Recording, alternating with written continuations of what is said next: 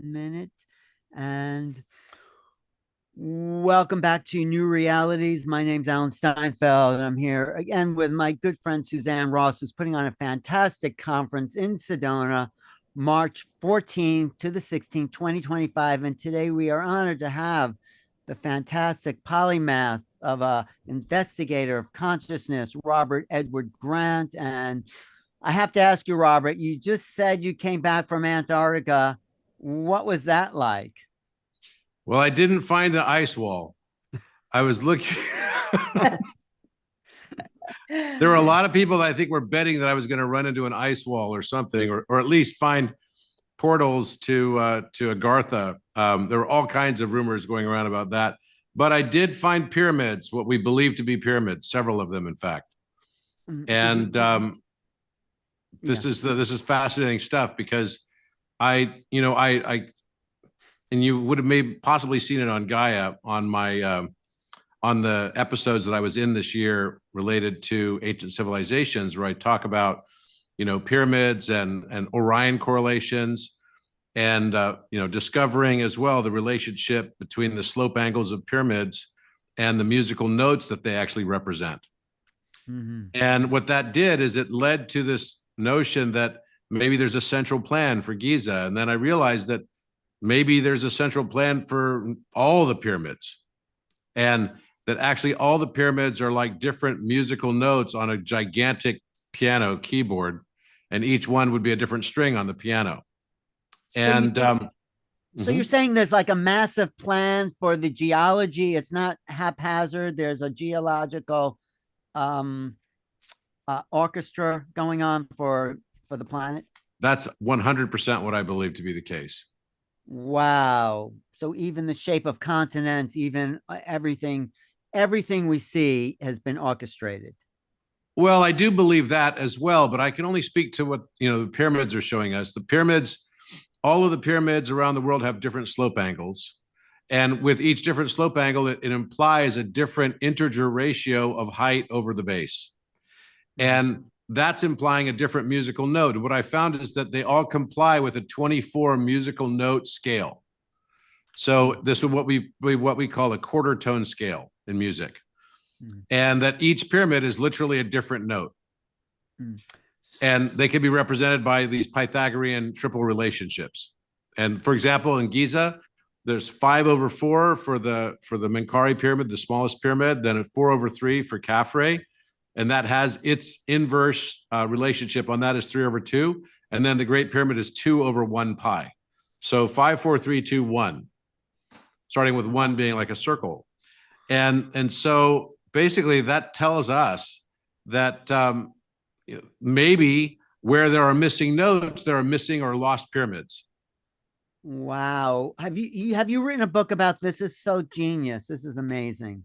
I'm in the process of writing one right now, in fact, but I've been busy discovering so many new pyramids around the world, because once I know that the slope angle is missing in the note scale, right, in the vicinity, then I know where to go and look. And I'm not going to say where yet, but I just discovered in Giza, which I did go ahead and put on social media so I can talk about this.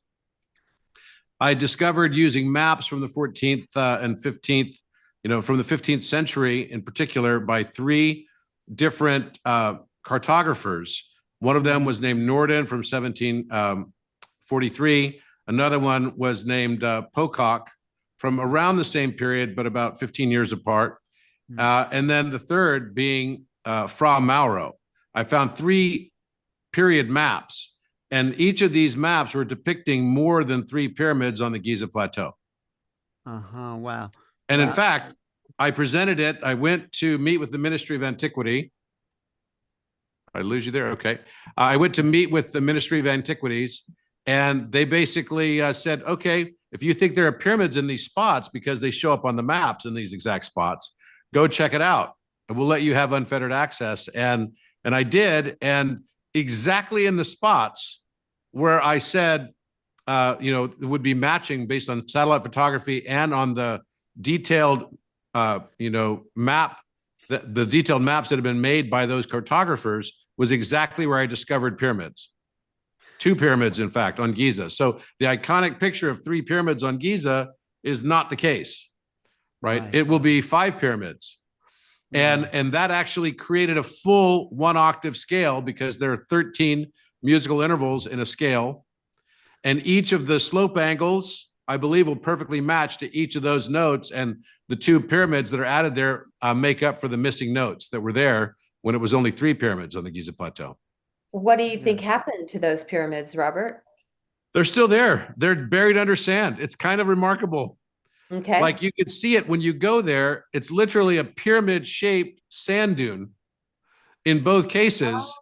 Oh, okay. And I found block construction that were sticking out of the sand in both locations.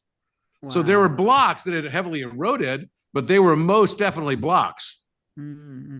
Have you included the Bosnian pyramid in your calculations? I have, but I haven't looked at yet the notes. I have done some mathematical analysis on the Bosnian pyramids, but I'm looking forward to going to visit and trying to learn more about those. So are these notes maybe a signal to extraterrestrial civilizations of certain vibratory rates our civilization has come through? I believe so. Yes, I believe that there is some relationship to that. And if you like, I can actually show some of this footage that I have that shows you what we've got here. Yeah, let me make you. What comes up for me, co-host. Alan, is like harmonizing the consciousness grid, if you will. Do you feel that, Robert? That it's like absolutely. Okay. This is accompanying a shift and expansion in global consciousness. So what I believe is happening is that all the things that were left in higher dimension in ancient times when the earth was in different phases of the Yuga cycles that were in higher consciousness are now becoming aware to those that have moved into higher consciousness.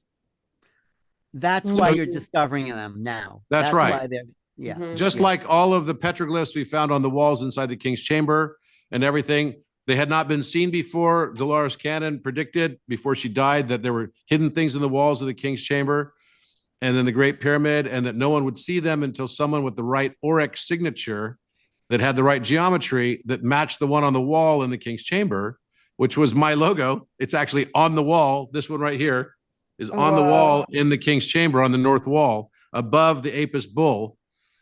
Then everyone would start to be able to see it. And now that's what's happened. You know, I know you go to Egypt as well. And you know, if you ask Muhammad Ibrahim, who I know you go there with, he could show you these things on the walls, and he could show you the Alpha Omega that was discovered as well. And on the rim of the sarcophagus. So all of these things now, it's a function of our consciousness as to what we see.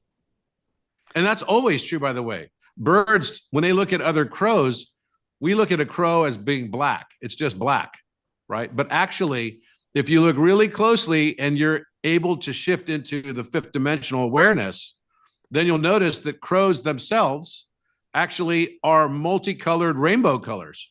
They're iridescent rainbow colors. Beautiful. And other birds can see in this spectrum. They have a higher range of being able to see things. And so you can't see something if you're operating at a frequency that's not matching the object that you're looking at. Right, right. So if the object you're looking at is left in higher dimension, you won't be able to see it until you're resonating in higher dimension. So what I get the sense of what you're doing with the music and the mathematics is that you're actually seeing an overlay of a higher reality in place over this 3D world. That's what I get, right? 100%. And that's why I think there's so many UFO, UAP sightings right now. It's not because, you know, yeah, sure, there's definitely drone activity, there's government, there's PSYOP, there's all those things. I do believe that there's a certain amount of that that's going on. But if you just look at the basic number of UAP, UFO sightings, they have dramatically increased this year so far. Yes. And I just did a television interview about this. And they asked me, why is it that there's so many more UFOs? Is it that there's a dramatic increase? You know, are they getting ready to attack type of thing? And I said, no, they've been here all along. It's just we're now ascending finally to the point where our consciousness is high enough that more people can perceive them. Yeah. So the vibrational frequency of the Earth itself is moving into this. Some people, like Suzanne's calling it the ascension. Robert's going to be at the Sedona Ascension Retreat. We are ascending, aren't we? Yes, we are. We are ascending. 100%. Okay, We're ascending.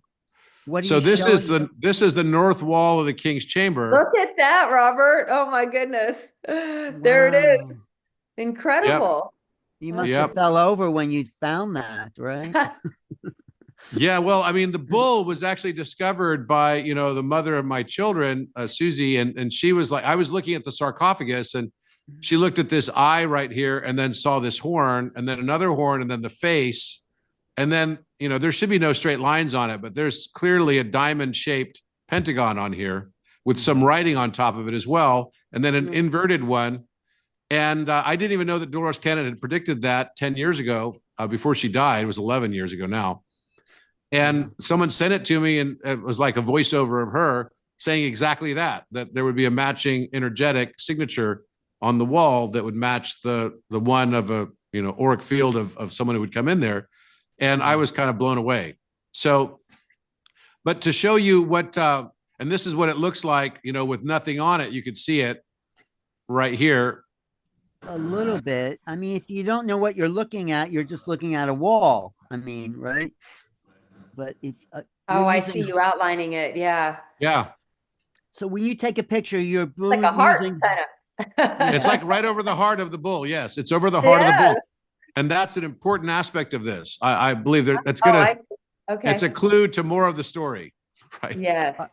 but after you take a picture, you're using high contrast filters to bring out the designs behind in the rock. Is that what you're using there? No, this is not filtered or anything. This is exactly what it looks like on the wall. So Wow. if you were to videotape something, that's exactly what it does look like. And so basically what we did do is we did a LiDAR scan, though, because we've now discovered, so you can see the bull is right here on the wall. And there's that diamond shape, that small diamond shape right here. This is a scene from this season of Ancient Civ on Gaia.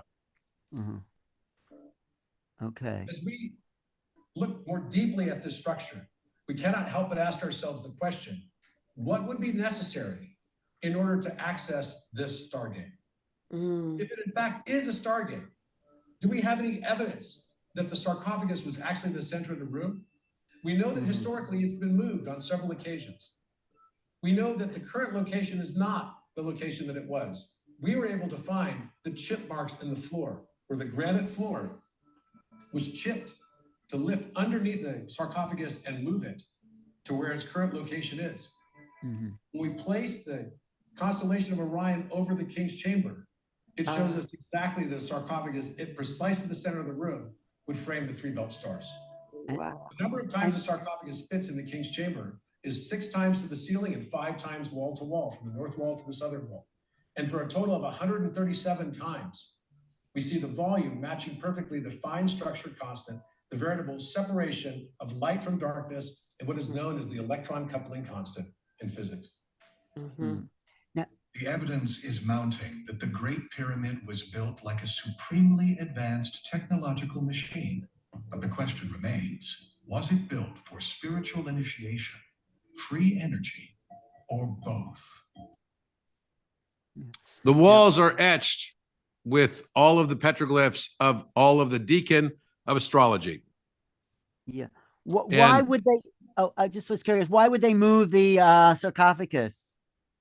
Well, there's a lot of theories about that, but I don't know the exact answer as to why they would have moved it. We do know that it was moved. And there's been a longstanding belief that it was at the center of the room before, and that to operate the Stargate, it has to be in the center of the room.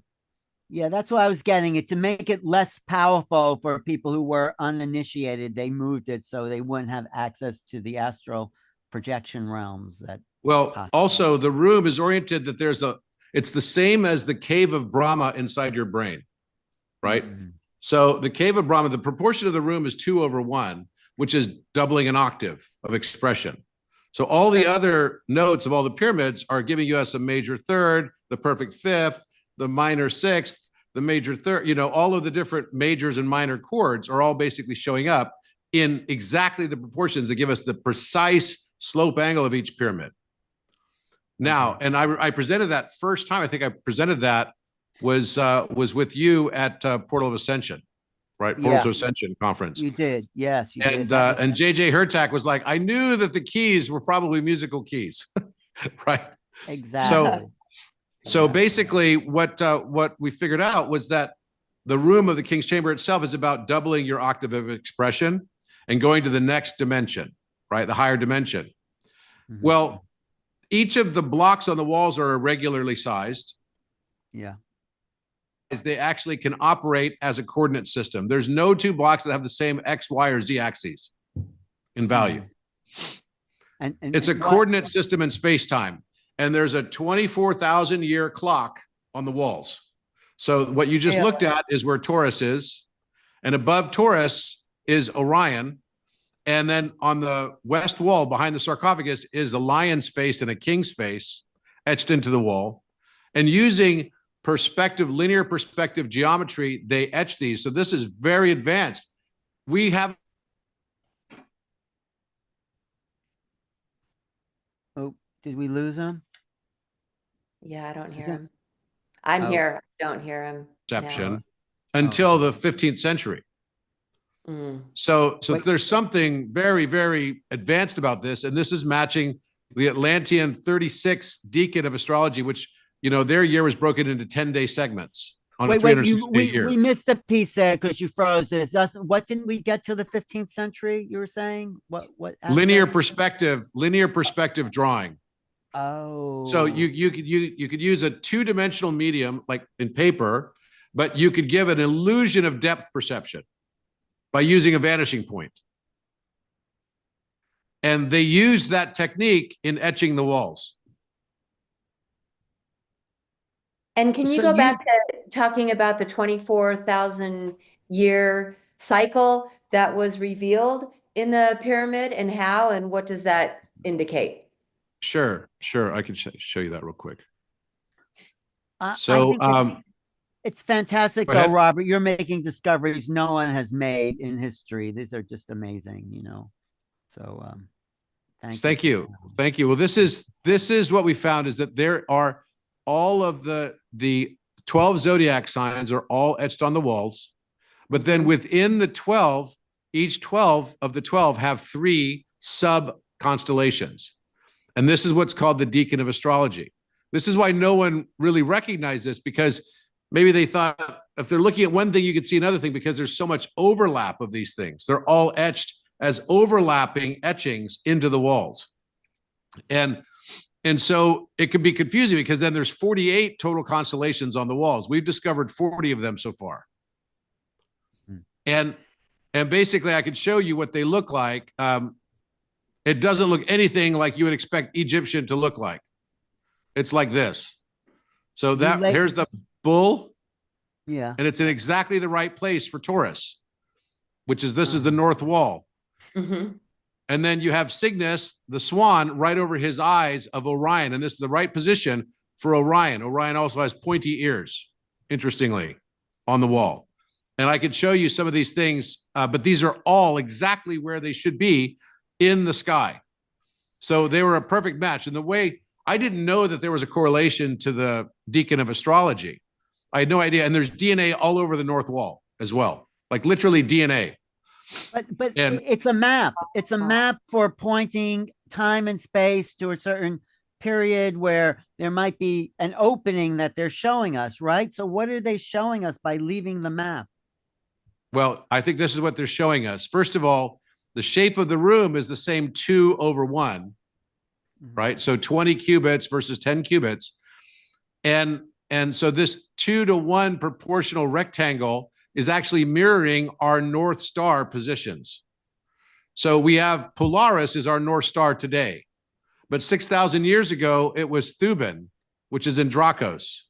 And 6,000 years before that, it was Vega in Lyra constellation. And 6,000 years before that, it was Deneb in Cygnus, which is the swan. So we're about now to go back into Cygnus. As part of entering the age of Aquarius, we go back that our North Pole is going to cross this with I believe, a pole shift that is going to take us over to this. And when do you think this will all happen? The pole shift. I believe this is all going to happen in the not too distant future. Before 2030, I think it's timed. The first aspects of this are timed with the asteroid Apophis. I've heard a lot about that. And so you're saying that the North Star after the shift will be Cygnus? Yeah, it'll be Deneb in Cygnus. Deneb is the star. It's Andrew the tail. Collins. It's the tail of the swan. Yeah. Which is also why Orion's face on the wall, right, has the tail of the swan right on his nose. So this is where Deneb is. You know, wherever your nose is pointing is where your directional compass is going, right? Mm-hmm. So that's why they put it right on top of Orion's face and right over his nose. Wow. So they were telling us about this time now, or what else do you get for the future if you look at this as a kind of oracle of this cosmos? Well, I think this tells us about the whole cycle of 24,000 years. And it's you know, a lot of people would say it's 25,920 years. Half the cycle is 25,920 divided by 2, but the other half the cycle, because of what we have, you know, in mass time dilation, as we get closer to our sister star Sirius A and potentially a trinary star Sirius B, we end up experiencing time going faster, right? So it's like when we're in the dark side of the cycle, time goes by slower. When we're in the light side of the cycle and we get closer to our sister sun, Sirius A, then we end up having time go by faster, right? Time flies when you're having fun. Right. So the cycle of Yuga is tied to this, and it's a story of the human story of humanity being represented here by the hero being Orion. The boastful hero who was not the best guy in the beginning, but had to find himself and realized to choose love instead of choosing judgment, realized to choose love instead of choosing conquering, realized to choose love and service instead of, you know, realizing that he himself is just replicated in the you inverse around him, that every person he meets is just another aspect of him. And this is a metaphor for all of us in humanity. Right. So we're coming around to that realization as we move into the age of Aquarius, as these energies line up, as the ETs are welcoming us into a kind of cosmic civilization. And what do we have to do? We have to learn to ascend, and we have to learn to choose the path of love instead of learning, you know, and continuing to choose the path of judgment. A lot of people think they're here to learn better and better judgment. I don't think the world needs more judgment. I think it needs more love. Right. Sure. And I believe that what the Vitruvian Man is trying to show us through all this esoteric encryption, where you could see here, there's a bull's face right on top of his throat. Wait. If you look closely, that's a bull's head with horns right here. Yes, I've never noticed that. Absolutely. Because a Taurus manages the throat chakra. Oh, wow. Okay. And look, the King's Chamber, when you overlay this with the Great Pyramid on top of it, this line right here is exactly, he cut his man into 14 lines. So you got 14 parts, just like Osiris killing his brother, or Osiris being killed by his brother Set.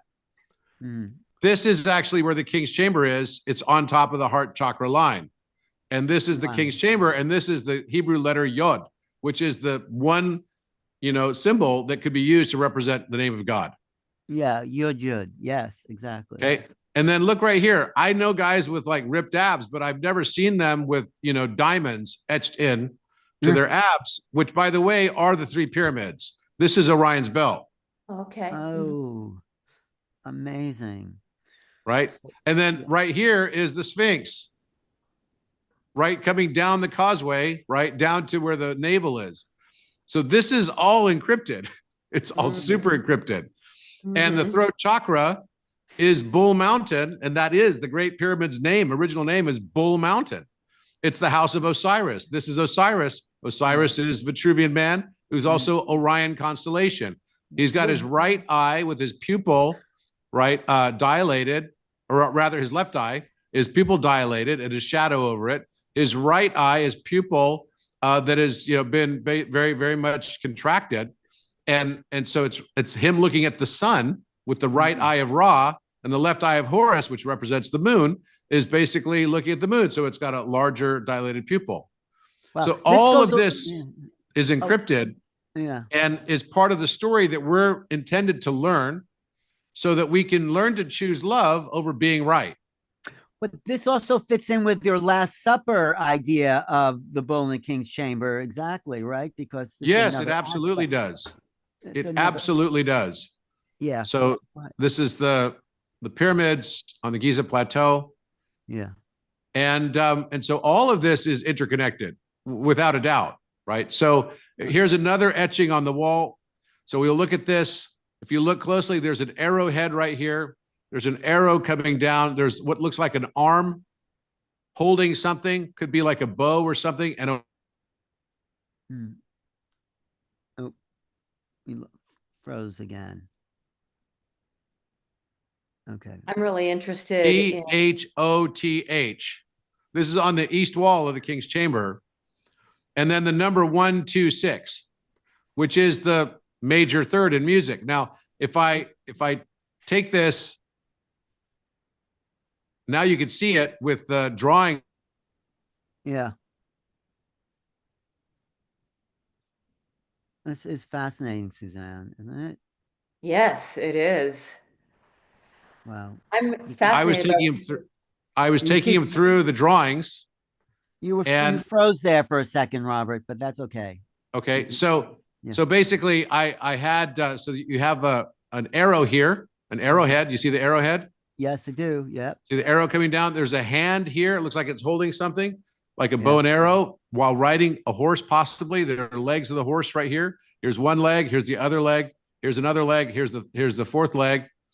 And then the name Thoth right here. And then 126.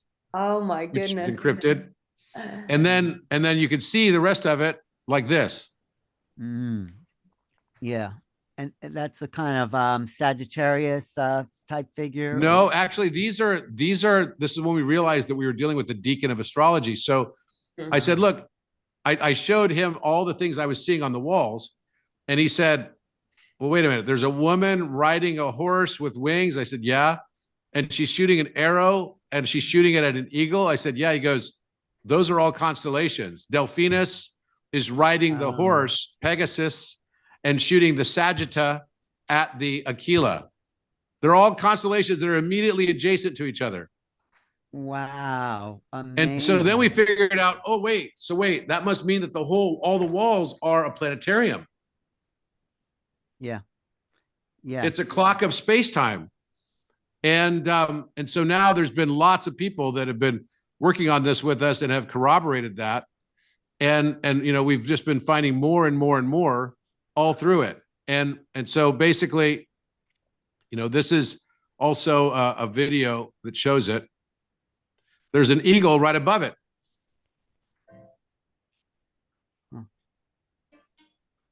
Okay. What do you feel the eagle represents? The eagle represents Aquila, which is in Capricorn. And it's being, the target was Sagitta.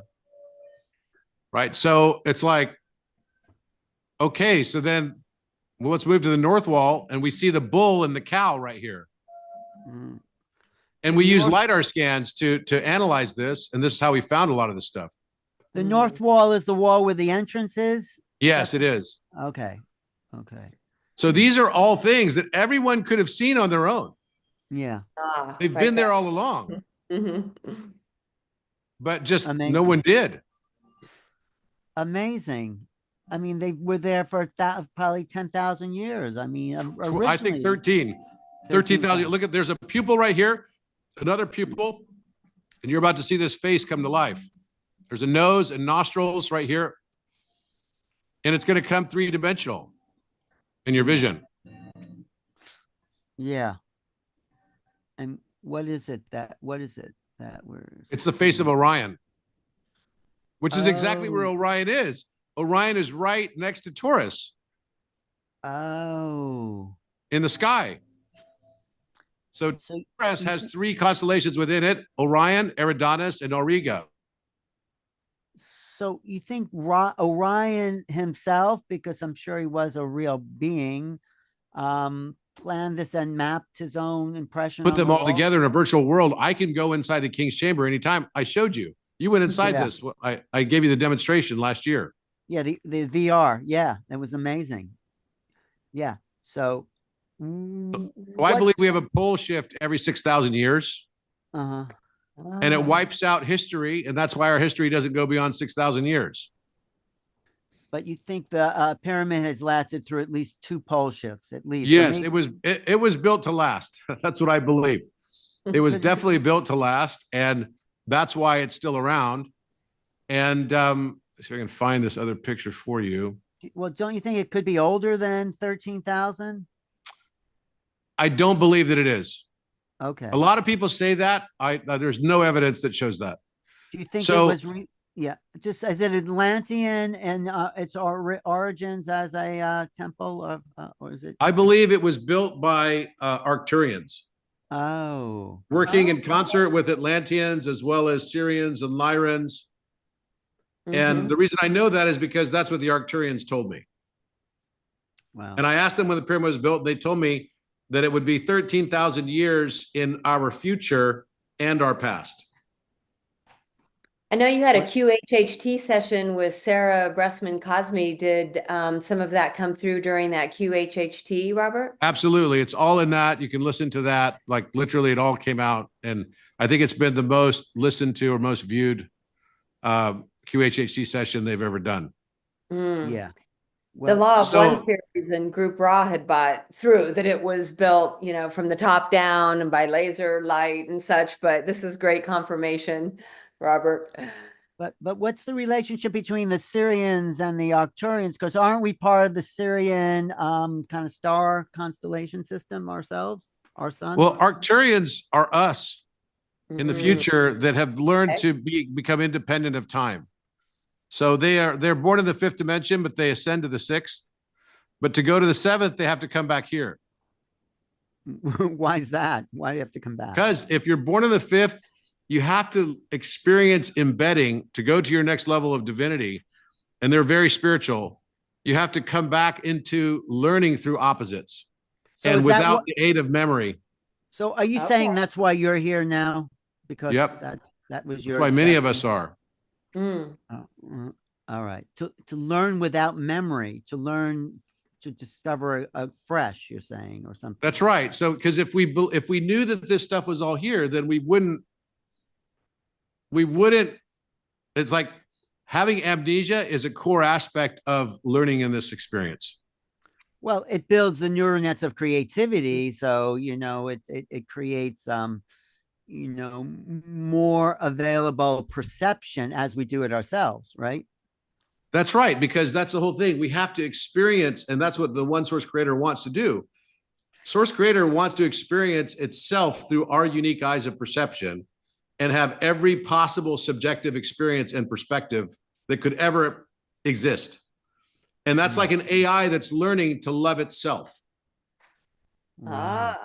Ah. So think about how could you have, the most difficult thing for AIs to learn is going to be emotional states, the subjectivity.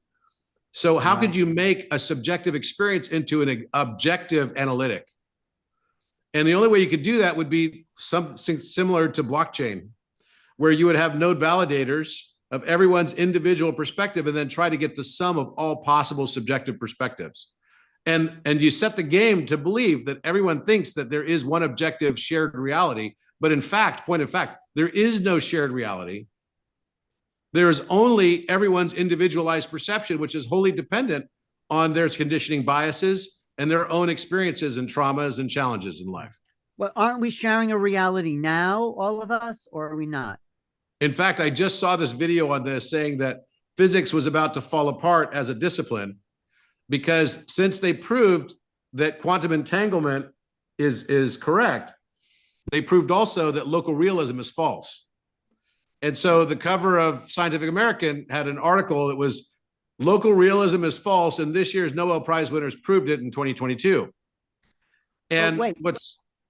you're telling me stuff, and I feel like I'm sharing the reality you're trying to communicate. That's my feeling.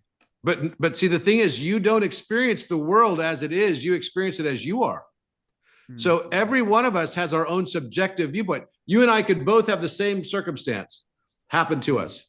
But one of us, because of our own conditioning biases and otherwise, could perceive it as the best thing that ever happened to us. And the other one of us could perceive it as the worst thing that ever happened to us. Right. And in fact, you could be the same person and then just with the polarity of time, come to the same conclusion as well. That what you thought was the worst thing that ever happened to you could flip in its meaning, become something profoundly the best thing that ever happened to you. Mm-hmm. Right. I get that. I get it. So the outer circumstances are the same, but how we feel about that, the emotional values are different. And that is what the Akashic field is. The Akashic field is our emotional states derived from our individualized, unique perceptions that no one else could ever have, because there's never been another Robert Edward Grant. There will never be another Robert Edward Grant, even in my future incarnations or past incarnations. It's not the same carbon copy of me because I didn't have the same experiences, right? And as we move into higher dimension, you have access then to all of your multidimensional self through time. You remember the things you could do in past lives. You know, if you're a sculptor in a past life, then all of a sudden immediately you can sculpt again. As soon as you move into higher dimension, all of these memories come flooding back to you and you start realizing your multidimensional self. There's not, I don't believe, a different universe for every decision point I make or don't make. So I go to the grocery store, I don't go to the grocery store, and there's a different universe for that. That makes no sense. It's more like a headset, like the one I gave you to put on. And what you're not perceiving is not being rendered. So it's very conservationist. It's only going to render that which you need to perceive. And the speed of light is probably less the speed of light, because light photons don't actually travel, and more actually the speed of our perception. So you don't believe in the many worlds theory? They're just saying you don't. Okay. No. That's fair enough, because I don't believe it. It splits off every second anyone makes a decision to go this way. No, that makes no sense. That makes no sense whatsoever. But I mean, I respect it. But I mean, look, you can't unsee this. This is the face of Orion in exactly the position of where Orion would be, with a bull and a cow over his throat and DNA cutting across his face in multiple strands, because that's what happens when you activate the fifth chakra. You activate the fifth dimensional experience, and then that takes you into new DNA. So this is the nose right here. You can see the nostrils. It's all in 3 dimensions even. It's crazy. And then here's even, you know, the brow ridge, which is a very prominent brow ridge, and lips. His lips go like this. Yeah. So how do you get the new DNA? How do you access that? The way you get the new DNA is by changing your frequency to a frequency of love that's consistent with love. To experience, so let's say that heaven is all around us, or hell is all around us. It's up to us. Our brains are not hard drive storage units. Rather, they are radio receivers with the tuning dial as our heart. So that means that if my eyes are not resonating at the frequency of the heaven that's around me, I simply will not see it. I'll have an entirely different experience than somebody else. You know, even when something bad happens to me, if I realize that judgment is the source of all suffering, but suffering is the source of all enlightenment, it changes the meaning of suffering, because now suffering is a necessary aspect for me to integrate and realize my divine path. Whereas, then something bad could happen to me, and then all of a sudden I look at that as like, wow, I'm in bliss, like Jesus being nailed to the cross. Many believe that he was in bliss when he was experiencing this. So we tend to look at suffering as a bad thing, but actually it's a necessary aspect for us to basically transmute and turn our suffering, the lead of our suffering, into the gold of our soul evolution by transmuting pain into purpose. And we change our perception of it. As soon as we do that, then our whole world starts to change. That's when you start activating the new DNA. It's a function of becoming aware of it, just like anything else. In a mental matrix, all you have to do is become aware of something in order to activate it. So does suffering end at that point? Because we don't. Yes, the way you end suffering, is by changing the way you perceive the role of suffering. Right. I've always felt like Once- ascending into the fifth dimension was just a matter of your ability to perceive it. Yeah, that's exactly what I do believe that it is. And so the point is that when the way that we change our existence is by changing the way we see our existence. So when you change the way you see things, the things that you will see change. Yes. Yes. Yeah. But that's not a new idea. I mean, that's been around. None of this is. Right. But what is new is your discoveries of its relationship to this ancient oracle, in a sense. So how does that change what you've discovered, change this understanding of this higher level of fifth dimensional reality, or it just adds to it? I think it just adds to it. I think it just adds to it. It increases our understanding of it. And everything's about an expansion of consciousness, right? As soon as we learn something, once consciousness expands, it can't fit back into its old containers. Right? The universe is expanding at the speed of light, at the speed of our perception. Okay. It's expanding at the speed of our perception because we're growing and we're learning. And that's what Source Creator wanted. And we get stuck on these ideas of, well, if he's already infinite, then why does he want to expand continually? Well, because that's the whole freaking point. He wants to learn and she wants to learn. I could say she or he, there's no gender. But it wants to learn what love is. And in order to learn what love is, it divides itself into all of us, the many, so that it can perceive itself through our unique eyes, which is our highest value. So the whole point of us getting here, so how do you activate fully the DNA? Learn to fall in love with your own dark aspects. Become aware of them. I'm not afraid of people that have darkness. I'm only afraid of people that believe they have none. Yeah, right. So if you can learn your darkness and still accept it, then you will start treating the world around you very differently with a lot less judgment. And then you're not going to do the whacked out stuff that people do that believe they have no darkness. And that's how you change your world. Then you become authentic, because authenticity is the higher vibration than just love. Love is a high vibration, but authentic love, that means that you are aware of your foibles. You're aware of your weaknesses. You're aware of your dark aspects, and you love yourself anyway. And by doing that, you can love all the world around you. This is how you activate your higher order DNA. And also you have to be aware that you even have higher order DNA that's already dormant on our DNA strands. Once we become aware of it, it activates. It's like, you have to push the button. Okay. It's like having software that has a grayed out software capability. You know that it's there, but one day, finally, it lights up. Right. Because you were ready for it. And then you click on it. Then it activates. We are like software in a mental matrix of mind. And we have the ability to activate ourselves just through our awareness. It's just our perception that changes our reality. Well, and are you going to be going into more of this in Sedona at the Ascension Retreat? Oh, absolutely. Yeah, absolutely. This is fantastic, isn't it, Suzanne? It is. And I was just thinking about how with the fifth chakra, and you're equating it with the fifth dimension, how the heart is the fourth chakra. And so it feels like it's an expression of love, your ability to express love and share love with yourself and others, not just feel love, but, you know, to express it. And create greater unity with your brothers and sisters on the planet through expressing more love toward them and toward yourself. If you think about it, every emotion that you wanted to feel or needed to feel, but didn't allow yourself to feel, and every word or sentence that you felt compelled to say, but didn't allow yourself to say, must be spoken and must be felt.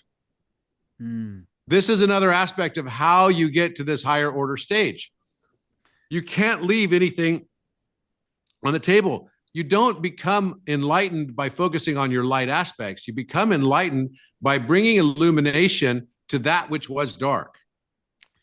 Yeah, that makes sense, because everyone has those aspects to them, and they've been taught to hide it or keep it away or not think about or not deal with it, and then it stays there. It doesn't get illuminated. So, Well, the whole point is that an eye cannot see itself. Mm. Without the aid of a mirror, an eye can't see itself. Therefore, consciousness also can't perceive itself unless it divides itself and creates mirrors. Mm. And that's what our subconscious mind does by separating from the conscious mind. Yeah. And we It live at creates this a mirror mirror. of consciousness that's like the zone between a black hole and a white hole. Every one of us. Mhm. So this is the deacon of astrology here. And, the Atlanteans use a 360-day calendar as well, just like the Egyptians as well as the Sumerians did. And the reason is because the solar calendar is 365.4 days when you include leap year. Yeah. And when you look at the lunar calendar, it's 354.6 days. Mhm. Well, isn't it interesting that those could be two sides of a DNA strand, like a backbone of DNA on both sides. And the middle point between the exact mean value between the lunar year and the solar year, we just don't use the lunar year anymore because it's the feminine. We started ignoring the feminine side of things. Mhm. So the exact mean value between those two, 365.4 and 354.6, is exactly 360 days. Well, what do you think about the Hebrew calendar that combined the solar and the lunar by adding an extra leap month every whatever it was? Yeah, that's the 13th month. So basically you have a 13 months of 28 days. Right. Right. Right. But the point is that actually this is all tied to the zodiac because we should have actually 14 zodiac signs. Well, And- what I heard about there were two houses that did not descend into incarnation, so they're not visible in the realm of manifestation, even though there are 14 signs that represent the aspects of human characteristics, but two of them are still etheric. I've heard that. Does that make sense? Well, they were, but now they're coming into form. That's the thing. The Oh. two that are missing are Ophiuchus Mhm. and Orion, and they're opposite each other. So Ophiuchus is like 1 degree above the plane of the ecliptic, and Orion is 1 degree below the plane of the ecliptic. You can't look at any of the zodiac signs in isolation. You have to look at their opposite sign because this is just the reflection of this absorption. So if Virgo is your sign, then you're going to have a shadow consciousness related to your unconscious mind that will be in Pisces.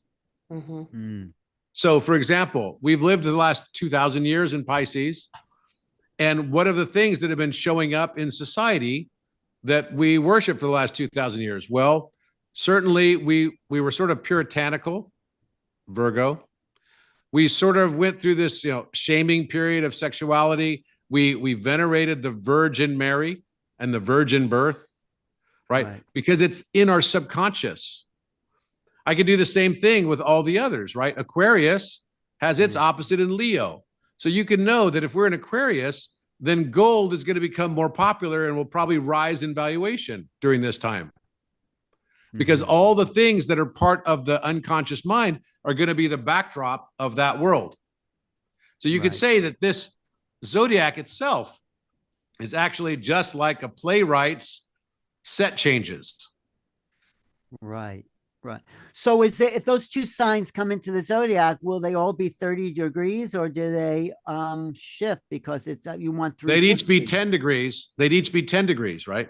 Because you've got 36 of them, right? Well, I was thinking about in the context of the deacon of astrology, which is 36. Yeah. But in the 12, yes, it's going to end up being, you still have the same 30-degree separations. It's just that parts of the month of, parts of the Taurus constellation and Gemini, so right in between Taurus and Gemini, right, would be the place where you're going to have a new, sign, like Orion, for example. And the same thing with Ophiuchus. Between Scorpio and Sagittarius, there would be like a peak point in the center of it. So, the week of Orion is May 16th, for example. Right. Okay. That would be the week of Orion. And then the week of Ophiuchus is going to be, late. It's going to be approximately 180 days from that. So that's going to be like November 20th or something. So the reason for the new science coming into our sphere of awareness is that it adds to our human experience, so we can, and in the new human experience, we need the increased DNA so for the further soul expansion to connect to who we are. That's a good synopsis of it. It's another way to put it also is that we have to know ourselves. And we are represented by Orion, right? And that's why we've had conquering, and that's why we've had hunting and all this kind of stuff, you know, that's been over masculinized and all the stuff related to that. But finally, in the mythology, Orion gets stung by a scorpion and then dies, has an ego death, and gets saved by Ophiuchus, which is Asclepius. The healer, yes. The healer. And so then he goes from being a hunter to a healer. And that's what the world is now basically transiting through. We just transited from, we moved into our new north node for Earth is now Pisces. And that happened on January 11th. So there's a lot more to the astrology than what, the scientific community would give it credit for. But they're also the same people that think that the vaccine was fine. Right. Well, everything's changing. Suzanne. How will the pole shift affect how the United States, for instance, or other geographical areas are impacted, since the constellation that's overhead any given place impacts the consciousness of that place? What role does the pole shift play in how the consciousness will be affected? Oh, it's going to have a huge role. I mean, you can imagine that one of the things, this is a good picture of it right here. Oh, these are the different North Stars that we go through that make the form of this rectangle. Right. And obviously that means that the Earth will have a shift in some way.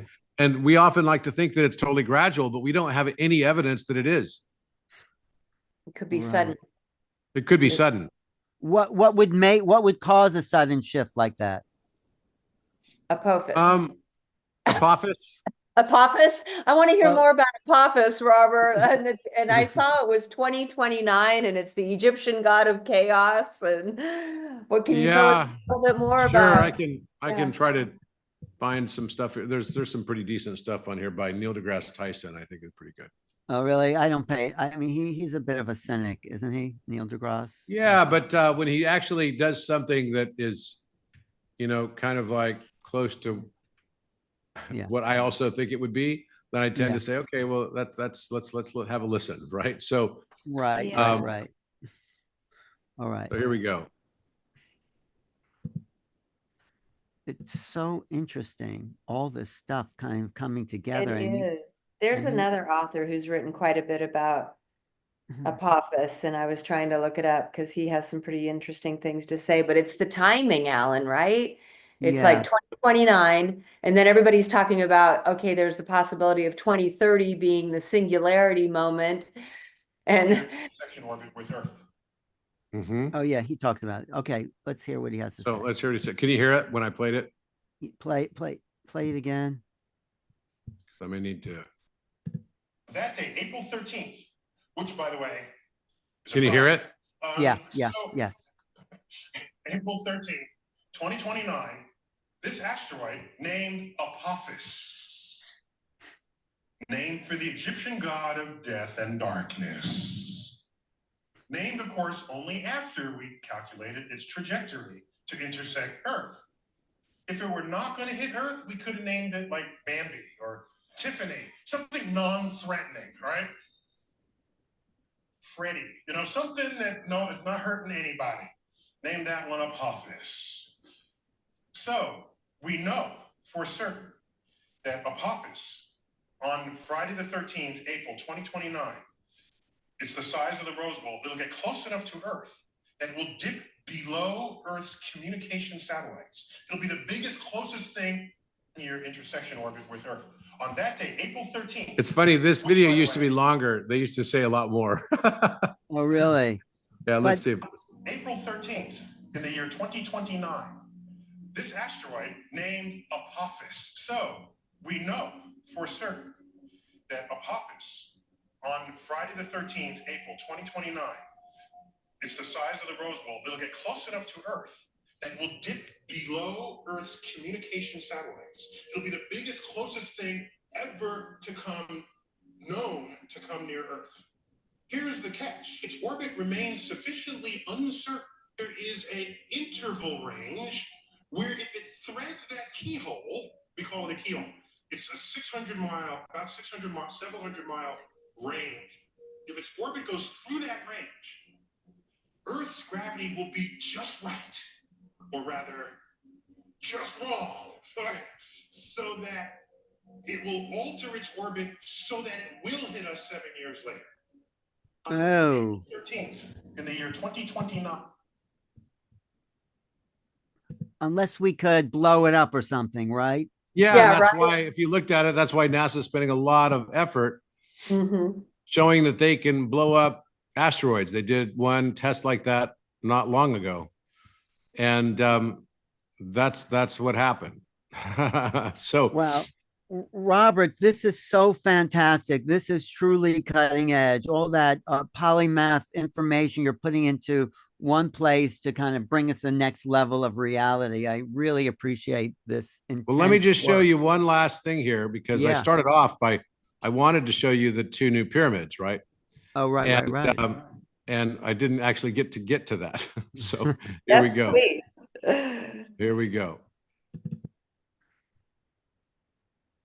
So here we go.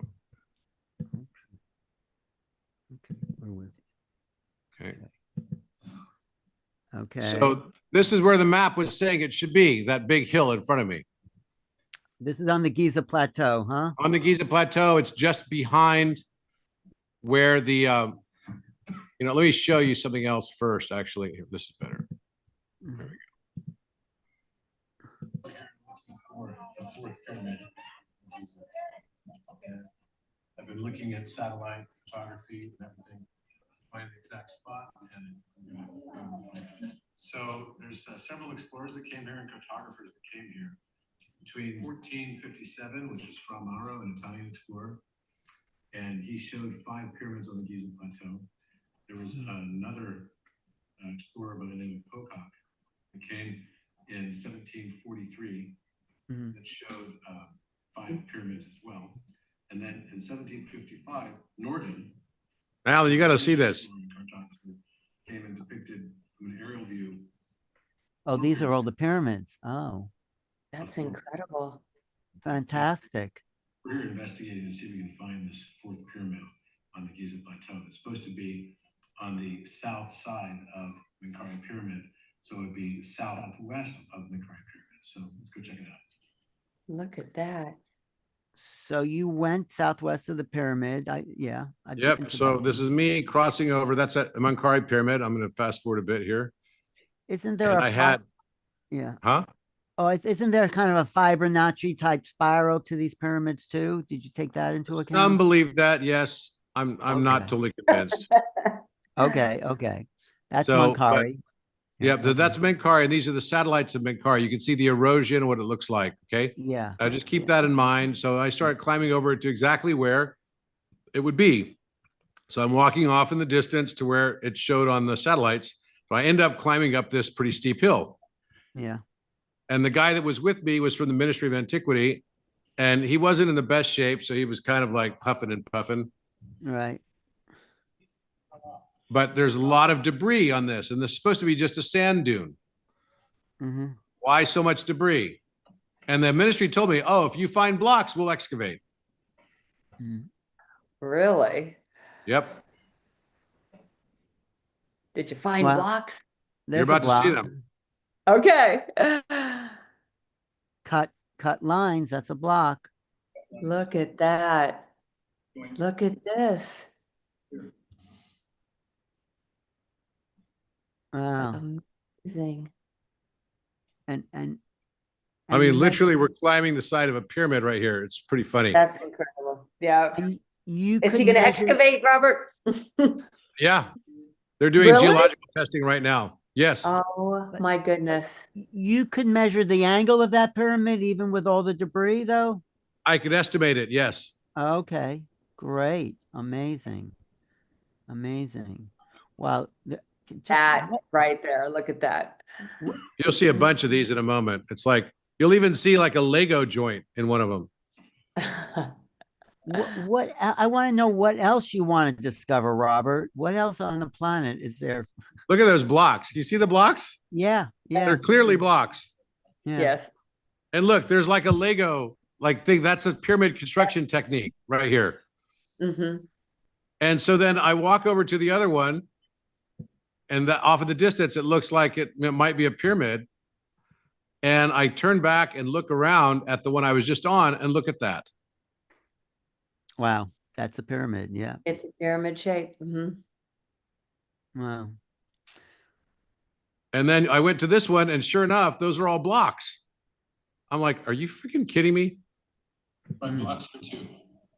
And this is all the ways out in the desert then. How far from Mandari? Not very was it? far. It's probably about 300 meters Mm-hmm. Okay. from Minkari. 5 pyramids Roman on- Roncari, yeah.